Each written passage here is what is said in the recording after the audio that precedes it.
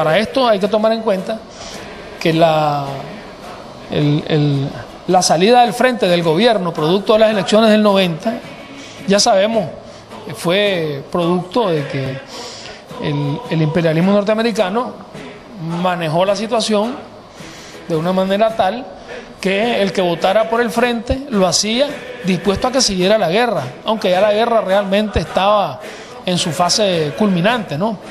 En su fase ya en sus postrimerías, pues ya estaba finalizando la guerra, pero la percepción general era pues que todavía estábamos en guerra, como en efecto lo estábamos, pero que si seguía el frente gobernando, pues esa guerra iba a continuar, ¿ah? Entonces, como esa era la percepción general que había, entonces el que votaba por el frente en esas circunstancias lo hacía dispuesto a que la guerra continuara, de manera que mucha gente no votaba por el frente o no votó por el frente en ese momento, como sucedió después en las siguientes elecciones, por temor a la guerra, ¿ah?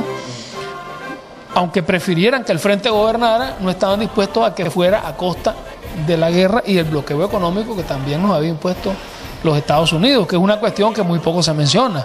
Bloqueo económico estábamos nosotros teniendo en los 80, y aparte de eso, la guerra, que implicaba un gasto en recursos enormes, y a pesar de eso se lograron grandes cambios y mejorías en las condiciones de vida de la gran mayoría de la población nicaragüense. Pero bueno, vamos a la época de los 90.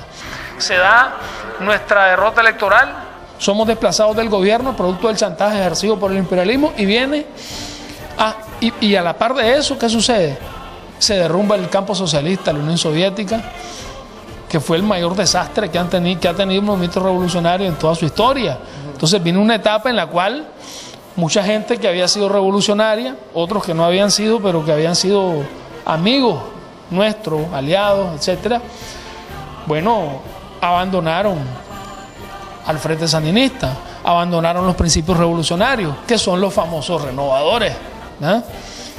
Entonces, esto se da a inicios de los 90, se da a nivel interno, una situación en el frente donde el que se pone al frente de la defensa de los principios históricos de la revolución, de los principios revolucionarios en el Frente Sandinista, es el comandante Daniel Ortega. Cuando esto no significaba un rédito político, cuando ya lo que se imponía a nivel mundial era la sensación de que el socialismo había muerto para siempre, que estaba enterrado para siempre en la historia, y era la victoria definitiva del capitalismo. Entonces esto hizo que muchos militantes, cuadros del frente de alto rango, que se habían acostumbrado a estar en el poder, dijeron, bueno, para poder seguir medrando en el poder hay que adaptarse, hay que acomodarse a las nuevas circunstancias, porque una cosa es adaptarse y otra es acomodarse a las nuevas circunstancias, ¿verdad? Y abandonaron los principios revolucionarios desde esa época. Hoy hablan ellos todo lo que quieran hablar, pero esa es la realidad. Los principales debates eran que si el socialismo era válido o no, que si el antiimperialismo era válido o no, que si el carácter de vanguardia del partido era válido o no, que si la lucha popular era válida o no, que si la lucha por la defensa de la propiedad en manos de los trabajadores era válida o no. Esos eran los debates, y en esos debates nosotros, los que estábamos con Daniel, en el marco de esa situación interna que se creó en el frente, siempre fuimos los que nos identificamos. Es una cuestión objetiva, es decir, eso está registrado en las hemerotecas. Basta ir a las hemerotecas. ¿Has platicado con ellos en estos últimos años? No, no tengo nada que hablar con ellos. Hemos debatido, es decir, en el sentido de que si publican algo, yo respondo, pues, ¿me entendés? Hemos confrontado argumentos, pues, porque siempre hay que defender, sea quien sea el que nos ataque, tenemos que defender con nuestros argumentos nuestras ideas revolucionarias, ¿verdad? En ese sentido, sí, como cualquier reaccionario que ataque a la revolución, tenemos que, en cualquier terreno, defender nuestras ideas revolucionarias. Pero entonces te decía, pues, que en esa circunstancia histórica, ¿verdad? Daniel se pone al frente de la defensa de los principios revolucionarios, donde la defensa de los principios revolucionarios era concretamente defender la lucha por la propiedad a favor de los trabajadores, defender la lucha popular, el derecho del pueblo a defender sus conquistas de la manera en que fuera necesario, sin descartar para eso ningún método, ninguna forma de lucha, aún consciente de que para llegar al poder sí tenía que ser una lucha electoral, pero para defender las conquistas podía ser cualquier tipo de lucha. Esa era nuestra posición, la que Daniel defendía y lideraba. Se trata de sumar conciencia en la sociedad nicaragüense para derrotar la miseria moral y la miseria económica que está afectando al pueblo nicaragüense. El carácter de vanguardia del partido, la validez del socialismo, que tenía que ser un nuevo modelo socialista, pero manteniendo los principios fundamentales del socialismo, el antiimperialismo, como un principio, como parte del carácter mismo de nuestra revolución, ¿verdad? Entonces yo me acuerdo que en esa época algunos de los futuros renovadores decían que el imperialismo había desaparecido. Eso decía que ya no existía. Víctor Tirado, por ejemplo, fue abanderado de eso. Incluso me acuerdo que uno que después se volvió renovador, que nunca fue revolucionario, pero que fue Carlos Tunerman, en esa época, o sea, daba vergüenza, daba pena ajena ver que Carlos Tunerman le respondía a Víctor Tirado que si el imperialismo no existía, y que por lo tanto ya no tenía razón de ser el antiimperialismo, el sandinismo tampoco. Claro. O sea, era una cuestión realmente, pero bueno, esos ya son detalles que dialéctica en vivo. Entonces, ¿qué pasa? Producto de ese proceso es que los renovadores se van del frente. ¿Por qué se van? Porque la gran mayoría de las bases del Frente Sandinista, de la militancia popular del Frente Sandinista, se mantuvo fiel a los principios revolucionarios, respaldando el liderazgo del comandante Daniel Ortega. Por un lado, no es lo mismo ser militante de un partido cuando se está en el gobierno que serlo cuando ya no se está en el gobierno. Esto explica, a mi juicio, el por qué se han ido de nuestras filas algunos de estos compañeros que en general desempeñaron correctamente sus funciones de alto funcionario del Estado. Otros se han distanciado por razones políticas y tal vez ideológicas. Lamentamos mucho que se hayan ido, pero el pueblo también tiene la palabra para juzgarlos.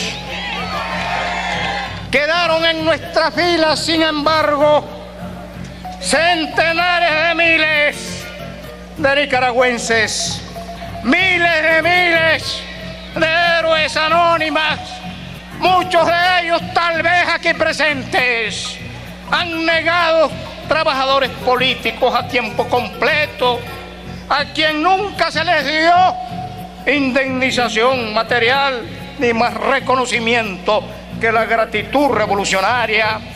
Héroes que no fueron ministros, que no ocuparon posiciones relevantes, que estuvieron en las horas más difíciles, en el momento de las barricadas, a la hora del combate, que ofrecieron su sangre en las montañas y que siguen aquí presentes en el corazón, en las entrañas del Frente Sandinista de Liberación Nacional. Y entonces es que se consolida y se establece ya de manera bien clara el comandante Daniel como el líder principal del Frente Sandinista, porque en los años 80, como usted decía, aunque él era la figura más destacada, había una dirección colegiada. Pero a partir de que se da este momento del que estamos hablando, emerge ya la figura de él y empiezan ya los ataques furibundos, ¿no?, de parte de los ex compañeros, ¿verdad?, para debilitar el liderazgo, la imagen de Daniel del Frente y de las ideas revolucionarias que el Frente ha defendido siempre. Entonces, se da el Congreso del 94 en el Frente. Es un acontecimiento histórico de la más gran importancia en la historia del Frente Sandinista. Y ahí es donde se define, donde quedan, digamos, donde el Congreso se pronuncia a favor de las posiciones de izquierda dentro del frente, que son las que liderea el comandante Daniel Ortega. ¿Me entendés? Cuando hay un gran debate interno y todavía los renovadores estaban dentro del frente, y se da el fenómeno que la mayor parte de los dirigentes de los años 80 se habían pasado a las filas renovadoras y estaban dentro del frente todavía, eran una corriente dentro del frente. Al quedar ellos en minoría en el Congreso y al no tener ellos, en minoría tanto en la discusión del programa como de los estatutos, como en las elecciones de la dirección nacional y de los cargos en la dirección nacional, y luego al no tener ni una sola secretaría departamental en las elecciones que se hicieron a lo interno del partido, en las filas del partido, en el frente, en esos años, ellos optaron por irse del frente. Nadie los corrió, nadie los expulsó, ellos se fueron del frente porque quisieron irse, por suerte. Entonces, eso sí, pues no lo puedo negar, pues que un favor nos hicieron. Entonces, luego viene la etapa del regreso al poder del Frente Sandinista, en lo cual es innegable, en lo cual hay diferentes factores que contribuyen a esto. Ahora, entre los factores sin los cuales hubiera sido imposible ese logro, está el liderazgo y la gran habilidad política demostrada por el comandante Daniel en las estrategias que se vinieron desarrollando durante los años en que estábamos en la oposición, hasta que se logra recuperar el poder, todavía con un porcentaje bajo, 38%, pero ya en la siguiente elección con un 62%, porque la gente perdió el miedo a la guerra, porque vieron que ya había pasado un periodo del frente gobernando sin guerra y sin bloqueo, y que la situación estaba mejorando, y a eso hay que sumar la cantidad de gente que, no siendo sandinistas, vieron que el gobierno del frente era mejor que los anteriores gobiernos que ellos habían conocido, ¿verdad? Es importante ubicarse en esos diferentes momentos y estar claros de una cosa con respecto a la figura del comandante Daniel, y es que es el único dirigente del Frente Sandinista que ha ejercido una posición alta de liderazgo en todas las etapas. Que ha asumido o una de las principales o la posición principal de liderazgo durante todas las etapas de la lucha del Frente Sandinista. Lucha contra Somoza, en la lucha contra Somoza, que bueno, el principal dirigente del frente en esa época era el comandante Carlos Fonseca, pero Daniel era uno de los más altos dirigentes del frente. Luego, la primera etapa de la revolución en los 80, que Daniel fue el principal dirigente. En los 90, la etapa de lucha contra el neoliberalismo, donde Daniel fue indiscutiblemente el líder, ya que cuando su liderazgo adquirió la fuerza que actualmente tiene a nivel del sandinismo, porque a nivel del país luego ese liderazgo fue muchísimo mayor, como lo es actualmente, pues, que estamos ya en la segunda etapa de la revolución y cuarta etapa en lo que es la lucha del Frente Sandinista, ¿no?